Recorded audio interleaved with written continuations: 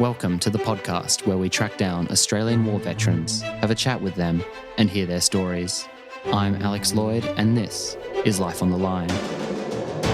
They were building positions in there if for anything a happened fight. to us, by the time anyone got to us, I think it was chaos. the weather was so bad there would be I used to nobody run left. with boots full of blood. And the next thing I hear was alarms, Chances of screaming. survival were very, very slim. The soldiers didn't want to go into the ambushes, so they'd send the kids in first. And so he was sent in first into an ambush and he got shot in the stomach. It was very hard for me, very hard for my family. And the plane burst into Proud of the flames. crew, proud of what I've achieved and what I'm doing. Volunteer for service was in effect to put your life on the line. Welcome to the first bonus episode of Life on the Line 2018. On this podcast, we have a conversation with an Australian war veteran out every Tuesday, and bonus episodes on Fridays. The Friday bonus episodes are conversations with historians, authors, and those working in the veterans community in some capacity. Today's guest is Tim Kolczak, a veteran of the United States military and founder of both the Veterans Project and the Caregiver Project.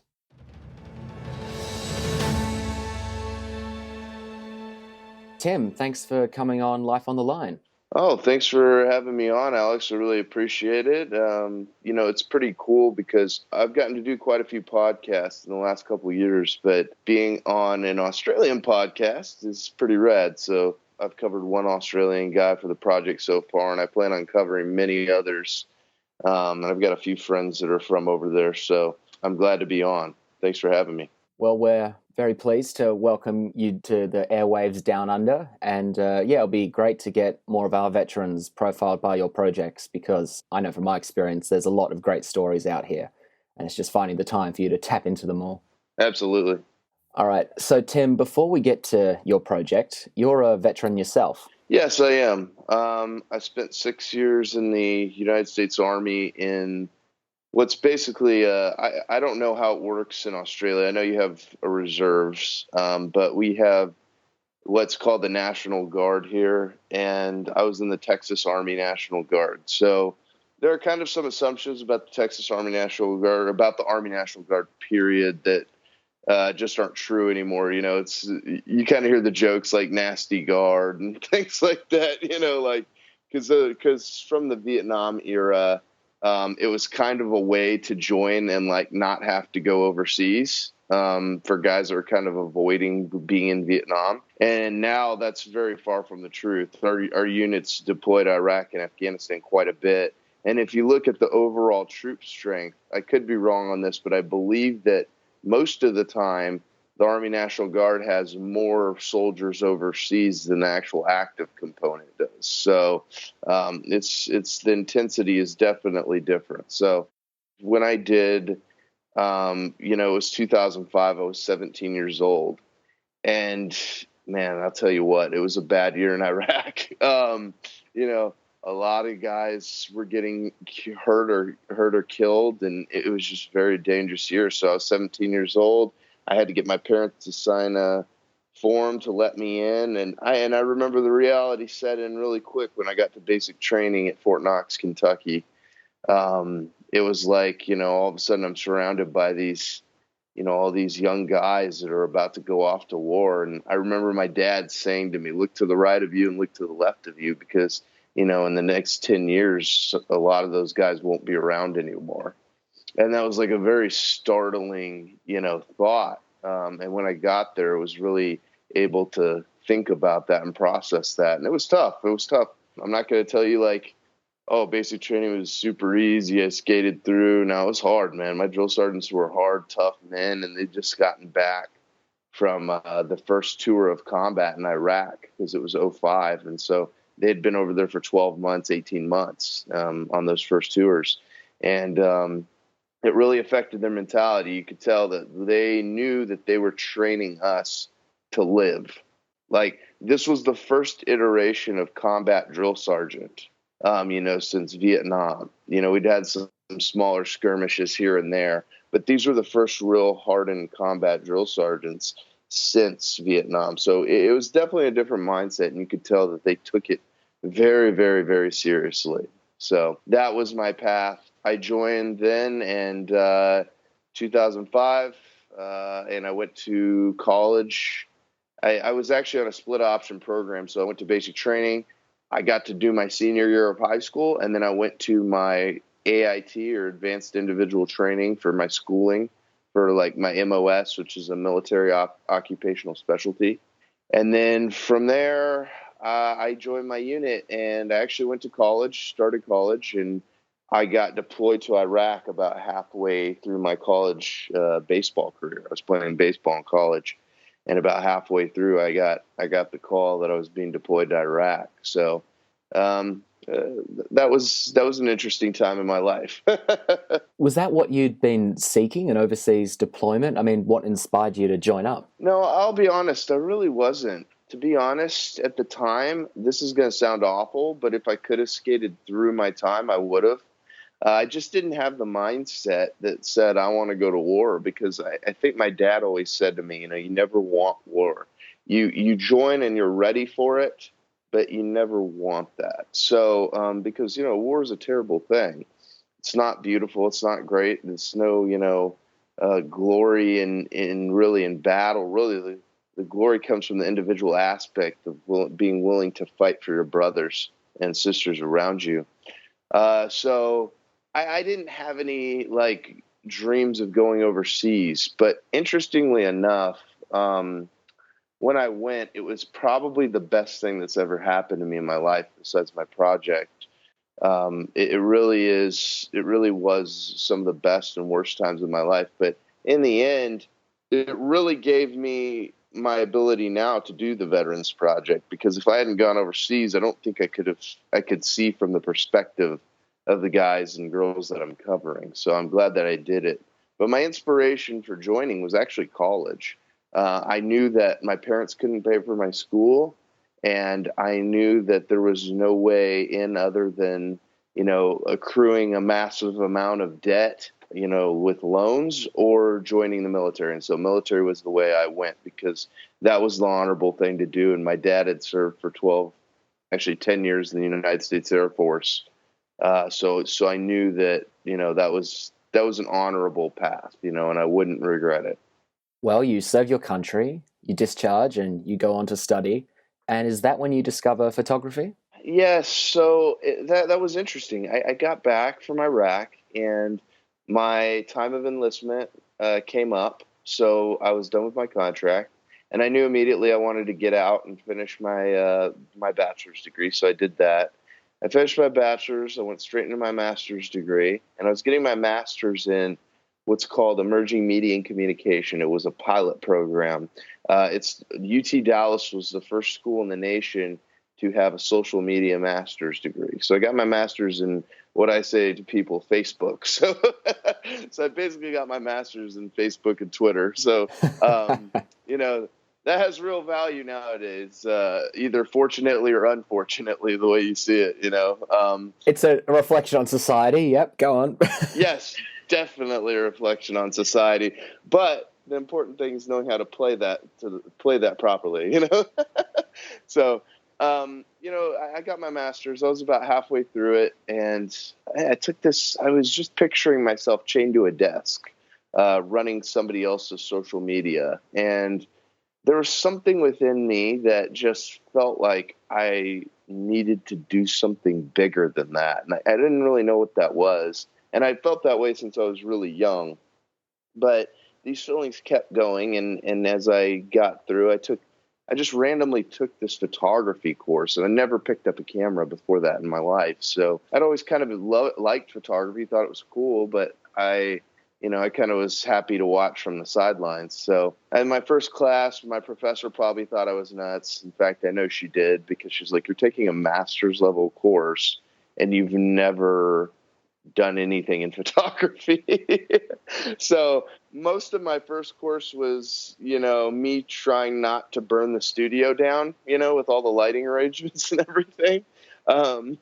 So it was mostly that, but there's something, just incredible about the process. I picked up a camera, and I was in a very painful spot in my life because of a personal issue, and it was transformative, man. I don't know how else to describe it, but when I picked up a camera and I started photographing, I could focus on the other side of the lens and what I was photographing, other than myself. I didn't have to think about myself, and that was a beautiful moment for me. Being selfless is what brought me the most joy.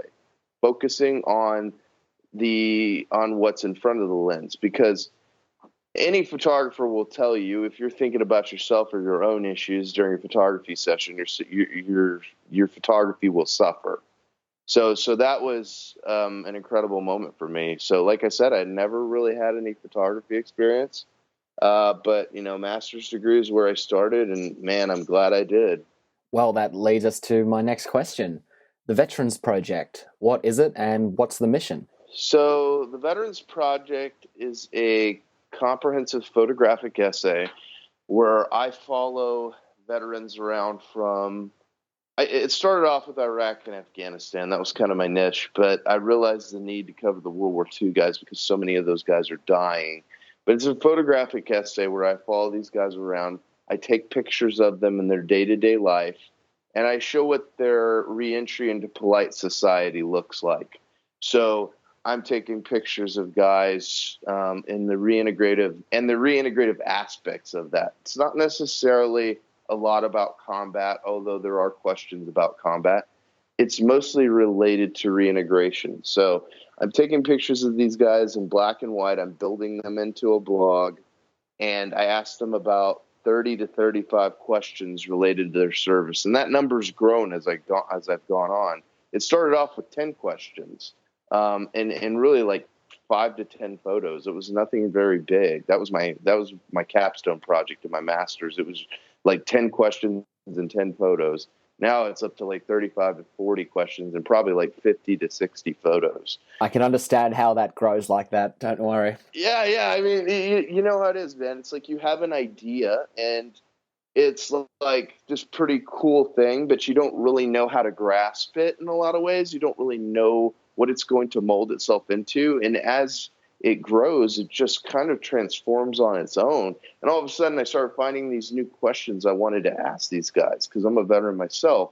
All of a sudden I'm with them and I'm fascinated by the process of reintegration. And I'm finding myself wanting to ask more and more and more questions, So it was just such a major moment for me in my growth. So that's what Project is. I build that into a blog, and then every day on the Instagram, I post one photo with one quote. So it'll be like one guy's story for 3 to 4 weeks. And every day I'll post a different photo of him with a different quote attached. And that's the Veterans Project. So started off with Iraq and Afghanistan veterans. More recently, and what got me into Sundance Film Festival was my profiling of a World War II veteran who was a Bataan Death March survivor. So I photographed him, and it was just a fascinating story, man. I mean, fascinating and horrific all at the same time. But his brother died in the camp with him. His brother was in the camp on that march, and he died after like 2 weeks of starvation. The veteran's name was Alfred Hawes, who I covered. And it was just out in this little farming town in New Mexico. I traveled probably like 11, 12 hours by drive from Texas to go cover him. And he's living out in this kind of decrepit old nursing home. And I covered him there. And it was one of the most fascinating stories, if not the most fascinating stories I've ever heard. And he's talking about burying his own brother in the camp and then surviving that aftershock of the Nagasaki bomb. He was blown into a trench by that bomb, and the Japanese, because his arm was broken in a few places, they cut off his arm with a rusty saw. And he managed to survive that. He came back to Texas when, after 3.5 years of being tortured and beaten and watching his friends be marched off to their deaths every day, he was able to survive that. And when he got back to Texas, I believe it was 87 pounds. It was after 3.5 years. So absolutely horrific. But sorry to go into a lot of detail on that story in particular, but that's one that really just captured my imagination, just an incredible man. And he actually died a month after I covered him. He was gone. So it's so important to capture these legacies because there are about 500 World War II veterans dying every day. And we have 2.8% left, at least in America. So, yeah, that's blown me away, Tim. And you're right. Those stories are so few and becoming fewer every day. They're so precious. The fact he, got down to 87 pounds or 40 odd kilos for Australian listeners, that's just frightening. And then he goes on to... I forget that I'm talking to Australians too. That's all right, mate. Well, we'll convert it. What does pounds mean? yeah, you can convert it. I'll leave that up to you. We're used to US TV shows. But yeah, I can see how that one's been so important to you and was a transformative experience in helping you expand the project and redefine it. And I can see how the project as well, it started as a college capstone and then you just had a passion for it and kept it going and are making it its own thing now. But in the very first instance, what inspired you to photograph just veterans specifically? Is it because you're one yourself? Yes and no. That's a very interesting story, and by very interesting, I mean probably one of the most interesting aspects of the Veterans Project. So, my professor, who kind of inspired me to start this, was a UC Berkeley graduate. So she went to Cal Berkeley, and Cal Berkeley here in the United States is a very, very liberal institution. And that's fine. There's no issue with that, except for the fact that they were some of the biggest protesters of the Vietnam War. There are a lot of stories of them spitting on soldiers as they came back from Vietnam and throwing stuff at them and, even mugging them in different situations when they got back from Vietnam. So our Vietnam veterans were treated horrifically. I mean, absolutely no excuse for how they were treated. Same with ours. Oh, yeah. So you know what it's like. I mean, we hear so many stories of some just horrific treatment. And for me, ignorance is a terrible excuse, but really that was what it was, is the media was funneling a bunch of information in the Vietnam War, and you're seeing all this horrible imagery and videography, which is war, man. War is horrible. It's not beautiful. Most civilians probably shouldn't see what it looks like. It's just, there's nothing, I mean, you're killing men. Think about it. You're taking a man's life. There's nothing beautiful or pretty about that. So when people see that on TV and that's broadcast to them, it's going to have a very negative, it's going to create a very negative feeling in people. And that's really pretty much what ended the Vietnam War, was just the media response was so heavy.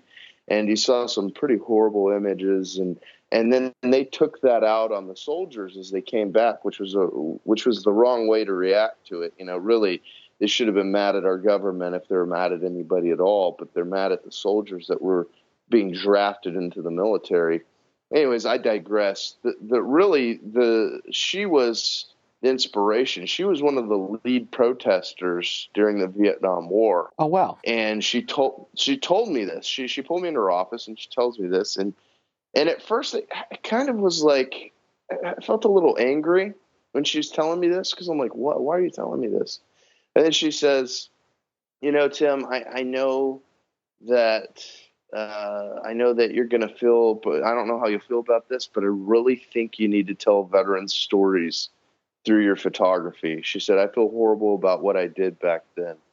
And if we can make it up somehow, let's do that.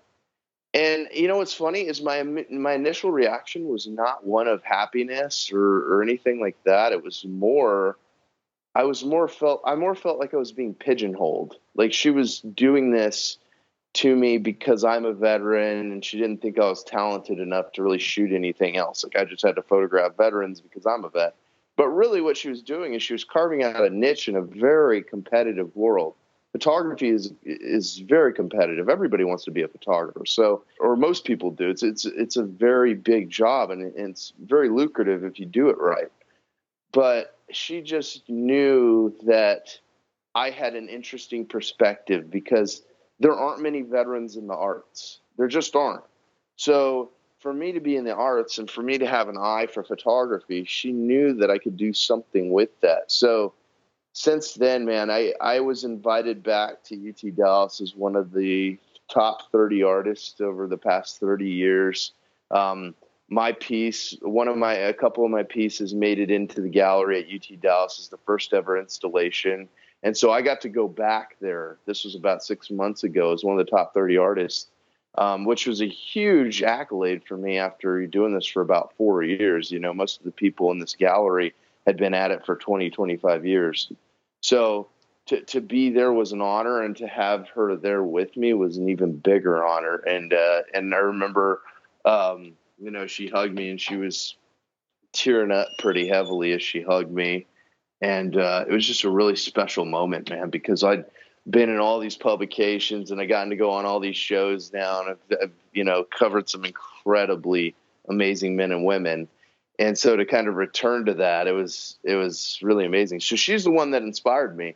And quite honestly, it talks a lot about redemption and forgiveness and being able to forgive people and understand and seeing the best in everyone, because, you know, she could have gone on the rest of her life and never had any thoughts of helping us out or anything. But she was very selfless in that moment. She knew she'd done wrong and she wanted to make up for it. I think that's a very important lesson. So let's talk about your process. I mean, for a podcast, I bring a couple of microphones and sit down and chat with the veteran and do some photos, and it's fairly straightforward. And you've got your 30, 35 questions, but you're trying to capture these guys candidly in their environment and showcase who they are. How do you actually document these guys and girls? Yeah, so it's a very interesting process. And actually, there were I used to get more no's than I got yeses when I would ask people to be a part of the project, because I think a lot of people, there was really no evidence of my work yet, so they didn't really know what the basis of the project was and what the reason was for it. Even when I explained it to them very clearly, they were still like, you know, veterans are a very humble group typically. So they don't really love being followed around with a camera and having their story told in that way. So it was very tough to get to the guys at first, but I had 4 guys give me a chance to follow them around. That was my capstone project. Those 4 guys let me follow them. And I just followed them throughout their day and showed their day-to-day tasks. And that wasn't really the most powerful aspect of the project. You know, those photos connected with the quotes is what made it powerful, because you're seeing them in their day-to-day lives and they're talking about their toughest times in combat. And they're talking about their toughest days in reintegrating. And the responses that I got on those first few blogs were like, you know, just a large amount of shock and awe. You know, a lot of civilians that saw it were just like, I had no idea these guys were like this. Like, I had no idea the individual aspects of soldiers and Marines and what that entailed. So I was giving everybody an insight into the day-to-day life of a human being who made a decision to selflessly join an entity to where he could die at any moment, really. And that is an amazing example of humanity at its best, making those decisions in such a sacrificial manner. So for me, that was huge, was showing just the day-to-day aspects and giving, you know, putting a face and a name to a mass of veterans and showing the individual aspects of that, what that looks like. Let's also touch on the Caregiver Project. How does that fit into the picture? So the Caregiver Project, I started that about 6 months ago, and I haven't been as active as I want to on it. I'm kind of overcome with the processes of the Veterans Project right now, but I'm just as passionate about the Caregiver Project. It's very big to me. So what the Caregiver Project is I follow around these families of guys who have been either killed in action, wounded in action, deployed, or they took their own life. So the Gold Star is killed in action, Silver Star is wounded in action, White Star is suicide, and Blue Star is deployed. So I cover the families of these guys, and I show what their lives are like. So one of the first project I covered was very intentional, and it was the Chick family. So my best friend from my unit in Iraq was a guy who deployed 5 times to Iraq, and it was his last tour. And I covered him for the Veterans Project when we got back, because it was I believe he was the second veteran I've ever covered. And he had a tremendous amount of combat on his record. But I think it was about a year after I covered for him for the project, he took his own life.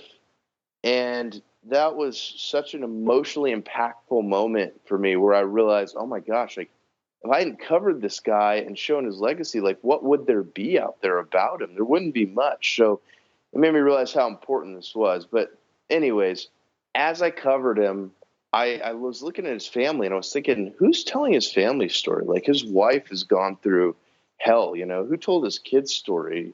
What's that look like? And I never really seen that done. So my idea was just to follow these guys, these families around and show what that looked like. That was big for me. So kind of in the same format and same way, I follow the family around and I show what they're going through. And man, I tell you what, it's such a difficult project because, I've said this so many times, but where's the redemption? Where's the redemption for someone that has lost their loved one in combat? What do you say to people in that situation? There's nothing you can say really to make it better. And at the end of the project, sometimes I get these families saying to me, Tim, I don't know if it was worth it.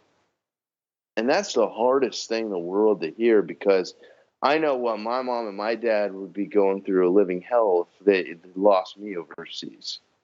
So it's a very difficult project, but basically I'm trying to bring light to these stories and show them and what they've gone through. And it's another passion project for me.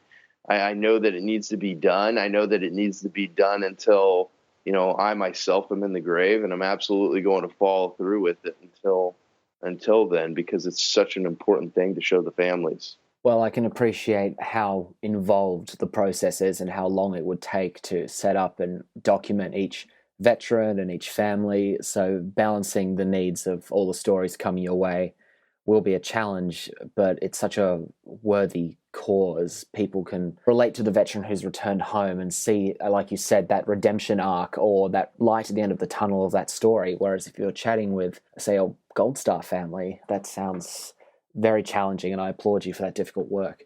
No, thank you. I appreciate it. And, I'll say this, one of the most difficult aspects of that is just exactly what you said, the lack of redemption. I mean, there's so much anger, there's so much frustration. And, I was covering the family of a Marine who was killed in Helmand Province, which is one of the worst parts of Afghanistan that you can possibly be deployed to. A lot of Marine units are down there. And actually, before the American Marine units, it was a lot of British Army units down there. And so it was just, the Taliban is very well dug in, very well entrenched there.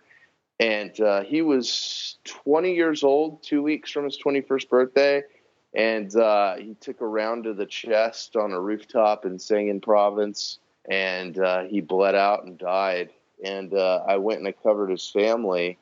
And I was talking to his mom. And I said, Penny, I said, honestly, can you talk to me about, has it gotten easier for you? Over the years, has it gotten a little bit easier for you now that you're 7 years removed from the incident? She said, Tim, it gets harder every day. And I said, well, what do you mean? She said, I'm forgetting about my boy. And I can't describe to you the chills I felt when she made that statement, because I was thinking about my own mother losing me and forgetting who I was, forgetting, they have some videos, they have a lot of pictures, but none of that can truly capture the essence of a person. I know I'm kind of fighting myself on that because I do a project based upon that, but you cannot tell the true individual tale 100% in photography and videography. You can only capture some aspects. That's the beautiful thing about humanity, is we're so diverse. We have so much depth that it's hard to capture. So she's forgetting aspects of her own son. She'll never see her son get married. She'll never see her son have children. And she's living with that fact every single day while she's watching his Marine buddies that came back get married and have kids. and one day have grandkids. And it's very hard. It was very hard to hear her say that. To be honest, Tim, some of those memories of John are fading away. What do you say to a mom in that scenario? I didn't have words. I just said, I'm sorry. And she started crying and she hugged me. And that's all that can really be done in that moment. Well, I think you're right. A series of photos or video can never truly capture the essence of a person. But that guy you documented who later took his own life, you've got that photographic memory, intimate portrait of him, and that's essential. Although it will never replace the man, it's still, an important insight into who he was, and that's something that can always be looked back upon. Right, absolutely. I think it's really the best thing. It's the best we can do, and I think that's a great and I don't want to strut my own stuff, but it's a noble thing that needs to be done because these men are, as we go on through time, we're going to need those legacies remembered. It's a very important thing to remember because, without this information and we forget the sacrifices, we really forget the essence of our freedom. Well, I think that's why we're both doing our respective projects. So what do you think you've learned from the veterans over the course of doing this photographic essay? Oh, man, there have been so many different things I've learned, but I would say that the greatest lessons have come from our World War II veterans because of the level of humility that they show. One of the greatest things that I see among the World War II population is they are not afraid to teach us younger veterans lessons, and they will speak unfiltered, and they don't care what they say. I'm sure it's the same for the Australian World War II veterans. They're going to say exactly what's on their mind. You're going to hear it. And if you don't like it, oh, well. What do you say to a man that charged up beachheads and was shot at every single day and watched his friends picked apart every day for, the better part of 2-3 years, sometimes 4? I say, yes, sir. Yes, sir. That's perfect. That's exactly what I say, too. And I don't question it at all. They could say anything. I'd be like, yes, sir, absolutely. You're right. So the amazing aspect of it has been for me is that they're not afraid to teach us lessons. And I've asked these guys quite honestly, hey, what's the biggest issue that you see coming from the Iraq and Afghanistan veterans? And they say, pride. They say, you guys come back and you act like you're owed something. And it's not all of you, but a good deal of you come back just like the rest of society is nowadays. You come back and you act like you're owed something because you're a veteran. But guess what? You're not owed anything. I had a veteran that I covered, Paul Merriman. He was an Iwo Jima Marine. He died a couple of months after I covered him, but he was just a joy of a man, an incredible human being. He went on to own a $240 million company called Hisco, Houston Industrial Supply Company. And he was one of the guys doing the damn thing on Iwo Jima, an absolute monster of a man at 18 years old, just surviving day to day. I think 26 days he made it before he took a Japanese grenade to the back. But he survived that grenade and was back on the streets patrolling Tokyo after the invasion was over, probably about 2 weeks later. So grenade to the back up on the feet in 2 weeks, normal stuff. but I would have been in the fetal position sucking my thumb probably for the next 6 months. But he's a mountain of a man. And you know what he told me? He said, you guys come back and you act like you're owed something. But he goes, you know what you need to do? You need to come back and you need to be thankful that you got to serve your country. And he said this in the way that he said, when I went back to my company, when these young guys go back to their company, they need to come back and they need to go to their employer and the other employees and say, my time in combat is over. I put it behind me. I'm moving on with my life. My best days are not behind me. My best days are still coming. And combat was a good time in my life. It was a type of sabbatical, and it grew me as a man. And I'm grateful to be alive. I'm grateful to be back here. I'm grateful for this job, and I'm grateful that I got to serve my nation in combat. It was a wonderful privilege. And Paul said that to me, and Paul died, like I said, about a month later. But I remember one thing. I remember going into his room and looking at all his Iwo Jima photos. And I said, Paul, what's one of the best things? I mean, you've made a lot of money in your life, a lot more than anyone else has. You're a multi-millionaire. What's the best thing about living in America, as an American? What's the best thing? He said, you know what the best thing is? He said, I pull my covers up over me at night and I'm not getting shot at and I'm not watching my friends get blown up. That's the best thing in the world. I have nothing to say to that. That's fantastic.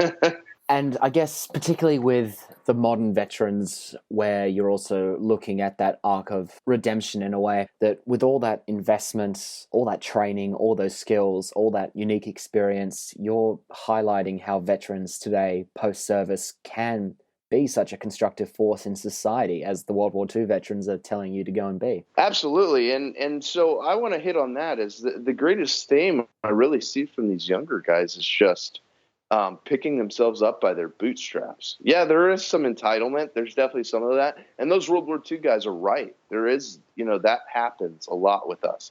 But I will say that the majority of what I've seen is guys coming back and picking themselves up by their bootstraps and getting out there and progressively living each day to the fullest and attacking their goals and objectives with the greatest of fervor, and really kind of living out that motto that General, that Mattis brought up. Now our Secretary of Defense, Mad Dog Mattis, one of the things that he said was, post-traumatic growth is a huge thing, and it's a true thing. And I've seen these guys have post-traumatic growth, go out into society and not let that PTSD affect their working order. Actually, it becomes a position of strength for them. They take their combat experiences, those leadership experiences, some of those traumatic things they've seen overseas, and they turn that into a positive for the rest of their lives and their careers. And that doesn't mean they don't struggle. Of course they struggle. They have demons. Some of them lose the battle at home.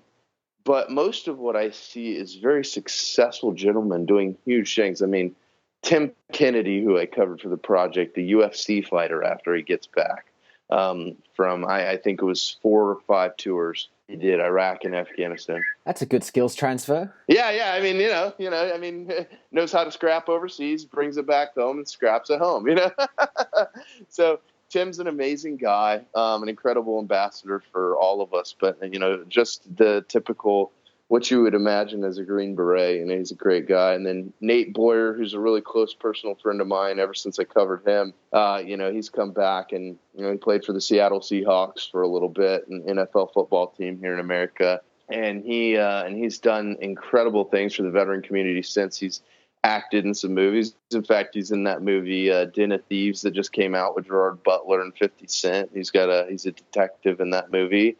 And he's doing some really cool things for the veteran art community. So he quickly became one of my best friends because obviously we're both artists in our own respective ways. And then, Kirstie Ennis, she lost her leg in Afghanistan and now she's been on the cover of, ESPN Body Issue, and she's been in front of, she's been invited to ESPYs, and she's done a ton of different things for the veteran community and the wilderness outdoor community, taking veterans hunting and on these different adventures. And she's doing huge things as well. So that's 3 stories out of so many stories that I could tell. I'm seeing a lot of success coming out of our community, and I'm very proud of it. It makes me so proud to be military, and it makes me so proud to say I'm a veteran.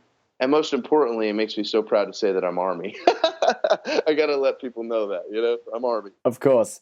And that's really encouraging because there's that destructive stereotype too that I think you're working to disprove, that, if someone slaps on the label of PTSD, it means a veteran is broken and unhinged or not good to anyone. Alex, that's a very important point you're making, is because this project started off, and it is what it is. It's a bridge builder to the civilian society. We need to show civilians what we're capable of. So people say to me, what's the end goal of the Veterans Project? What are you trying to do with the project? And I say, it's not just an awareness piece. I picture down the line people being able to read these stories and see that veterans are very capable in almost all aspects. So why wouldn't you want to hire a veteran? Maybe future employers are reading the Veterans Project and saying, wow, man, these people are incredible. The things they've gone through. And granted, you're gonna have your dirt bags that come out of your unit. Everybody's got a dirt bag in their unit, but for the most part, they're incredibly capable human beings that are doing things at a higher capacity than most.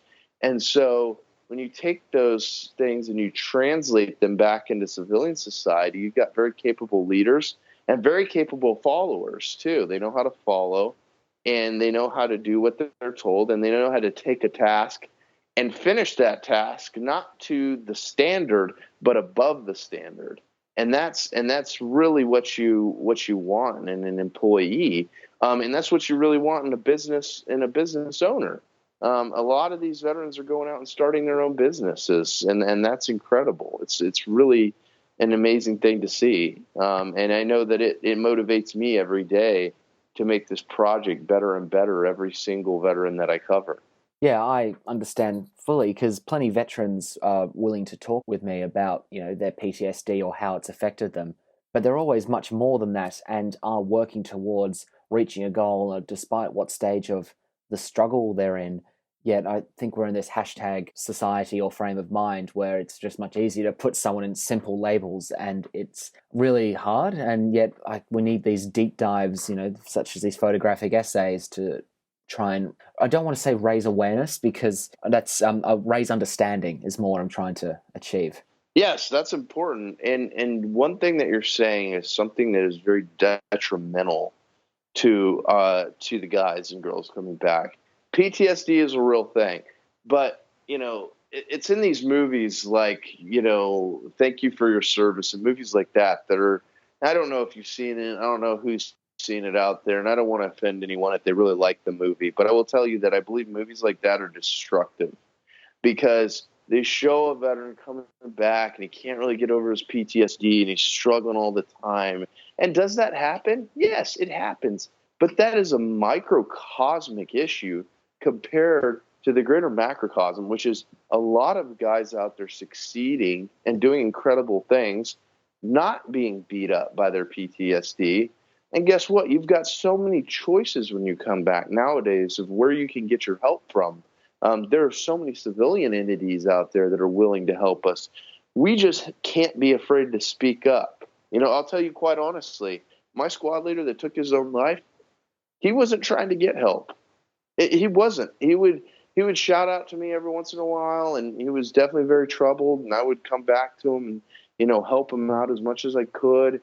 He was seeing a therapist for a little while, but then in the end he was sure of what he wanted to do, and that was to take his own life. He knew that, and it's hard to see, but I will tell you this, that's a smaller issue compared to the overall entity of our veterans returning, and most of them are committed to leading better lives when they get back and not letting that time in combat be their greatest time. So you kind of got me off on a tangent there, but I'll say that it's very detrimental to show these guys in that light. And I'm not saying that you shouldn't make any movies about that ever, but when that's the greater view of what we're seeing as far as veterans and what we're being shown by the media, it's just not true. It's plain and simple false. I don't like it. It bothers me as a veteran who's seen so many capable veterans out there. And in that passion that I fight with on the Veterans Project is to kind of end that attitude and end that mentality. I want to wake up as many people as I can and really be the anti-force when it comes to a lot of those things. Showing PTSD is the only thing that we're known for. I'm quite honestly sick and tired of it. And it's something that I'm going to attack as the project gets bigger and bigger. I'm going to raise that awareness continually that we are leading very positive lives for the most part. Yeah, you're trying to reclaim the narrative, and rightly so. Absolutely. We talked a bit earlier about how you're focusing on the Veterans Project and you're trying to expand the Caregiver Project, and it's just finding all the time. So, Tim, as someone running their own Veterans Project, I can anticipate the answer to this question, but I do have to ask. I already know the question you're going to ask, but I'm going to let you ask it anyway. So go ahead. Yeah, I want to hear it. Why not expand the team? Why just keep it to yourself? Oh, man. Well, that's why I gave you the preamble. yeah. No, but it's a necessary one. I'll put it to you this way. No matter how I say this, it sounds cocky, but if you were going to take, let's say, Andy Warhol I don't know if you know who Andy Warhol is. He's a great artist, great painter. Yep. Let's say you take an Andy Warhol piece and you bring Vincent van Gogh back from the dead, and you bring Vincent in the room, and you're like, hey, here's this Andy Warhol piece. Andy wants you to paint the rest of the painting. It's not going to be an authentic Andy Warhol piece anymore. It's probably not going to look that great. It's probably going to be pretty weird. It's just no artist is going to let another artist in that space really step in. I'm not saying that collaboration never works. It can, but when you have a singular vision and a driving passion that is really your lifeblood, it's hard to bring somebody else in and say, hey, can you see my passion and also do it as well? And they might be just as passionate as you, but they're going to have a different vision of what that looks like. And with partnerships also brings the possibility of massive problems down the line. Like, for example, you're getting into it within a year. And I've seen it happen, man, in the artist community. I've seen it happen in every community with businesses. But partnerships can be very volatile, and they can create rifts, and they can create so almost for me, the risk is worth more. The risk is more than the reward in a case like that. I just think that I'm going to start running more stories at a time. I've been running one at a time the whole time that I've been doing this project. I'm going to start running 2, 3, or 4 at the same time. And that's not really going to increase my workload. It's really just going to mean that I have less of a backlog, because when I cover these guys, I typically let their story go on for 3 to 4 weeks, just one guy. And the reason I did that is because I wanted to highlight that individual. I didn't want any other individual in the spotlight. I wanted that veteran to be in the spotlight. But it's starting to become an issue because I need to cover so many more veterans. So I'm thinking now here with each coming project, it's probably going to be 3 or 4 veterans at a time that are going to be highlighted throughout the weeks. And so that's what's going to happen. So as far as team expansion, could it happen one day down the line? I don't know. Maybe. But for now, I'd say a definite no, because it's just not genuine to the process of what I'm doing. And frankly, it takes kind of a mix of a few aspects. And you know how that is. For me and my guys, it's hard for them to talk to. And Alex, I don't know, are you a veteran yourself? I'm not, no. Okay. So a lot of my guys struggle with talking to non-veterans. So I have a very unique aspect in that I am a veteran. That's no offense to you, man. I love that you're doing it. I think it's awesome.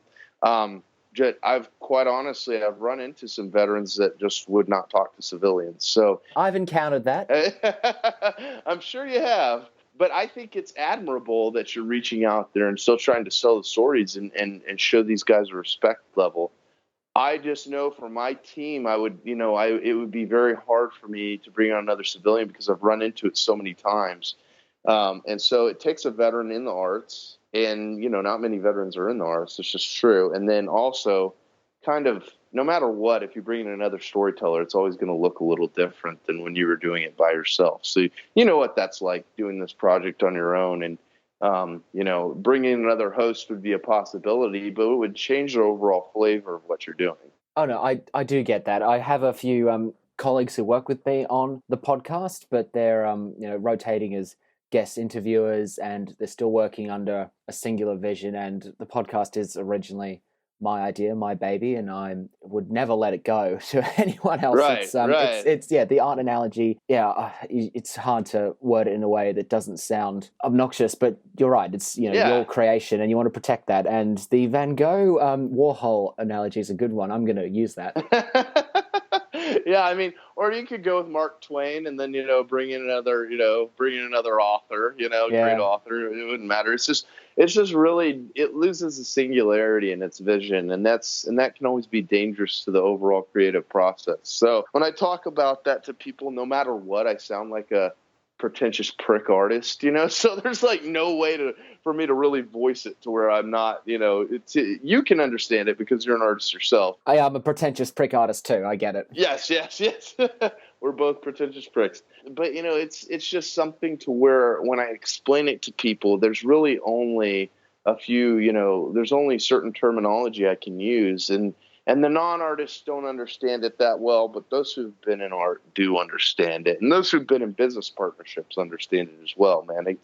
It's kind of a dangerous thing to bring somebody else in. Yeah, but you have had the privilege and ability to be involved in documenting veterans in other capacities. You're a co-host on the Global Recon podcast. Yes. So I don't know how many of your listeners out there have heard of Global Recon, but it is a major podcast here in the States. In fact, I believe it's either the second or third biggest veteran or military podcast in the world right now as far as on the charts. It's huge, yeah. So I co-host that with John every once in a while. I probably co-host it, about once a month or so, just because my schedule is so crazy that he has a hard time getting a hold of me, and then I have a hard time getting a hold of him. And so when I get to do it, it's a privilege and a distinct honor. But usually I bring one of my veterans on that I've covered for the project, and we kind of interview that guy. And it's mostly a special operations podcast, so we bring on a lot of Green Berets and Navy SEALs and,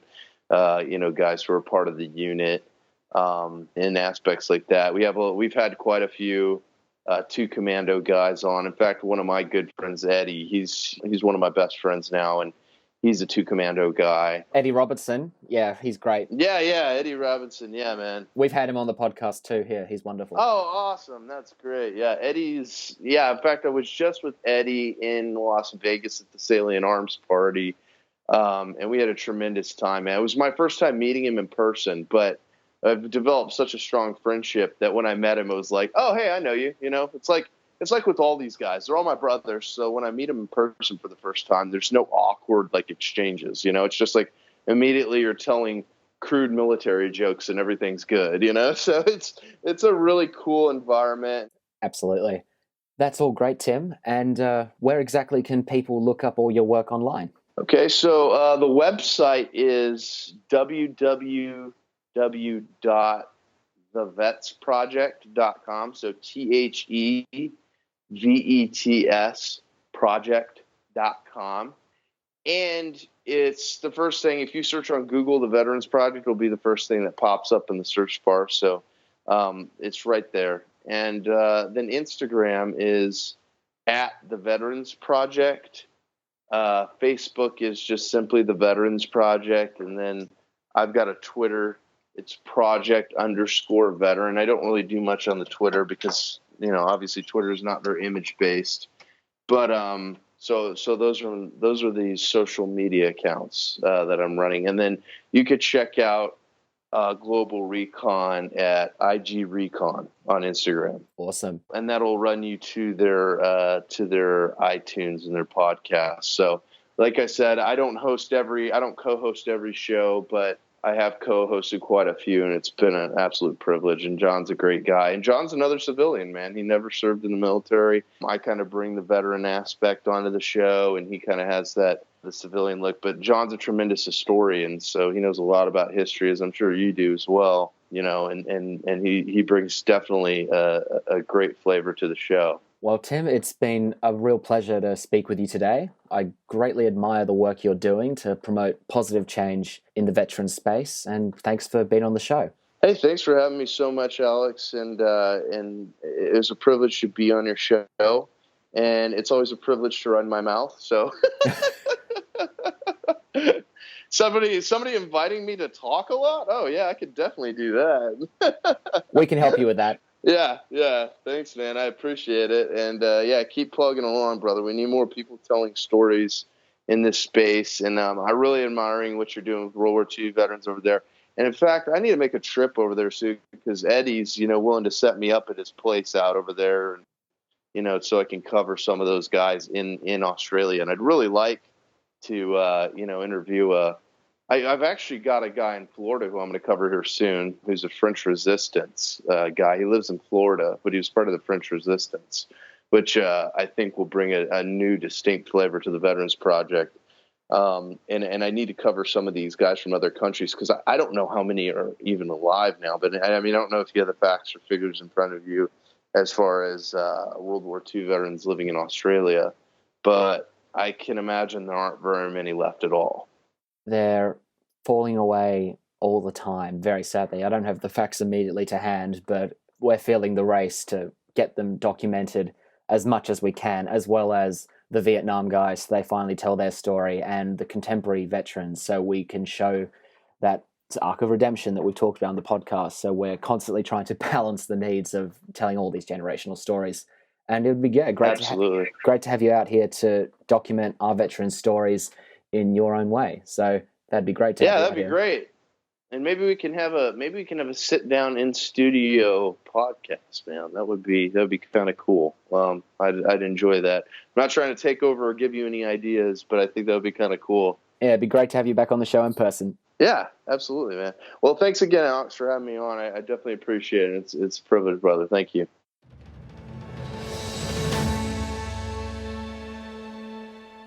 Tim's website is www.thevetsproject.com. That's THEVETS project.com. I encourage you to look it up and read some of the blog posts. Then bookmark the page and keep checking it out. It's truly inspiring stuff. Also follow them on Facebook, Twitter, and Instagram by just searching The Veterans Project. You can also hear Tim on the Global Recon podcast, available in Apple Podcasts and a bunch of other podcast apps. Their Instagram page is at IG Recon. That was the first bonus episode of Season 2 of Life on the Line. Follow us on Instagram at Life on the Line Podcast, follow us on Twitter at LOTL Pod, and like us on Facebook at Life on the Line Podcast. Our website is www.lifeonthelinepodcast.com. Contact us on social media or through the website. We have a great mix of Australian veteran stories from last year's season of the podcast out already, and plenty more to come this year.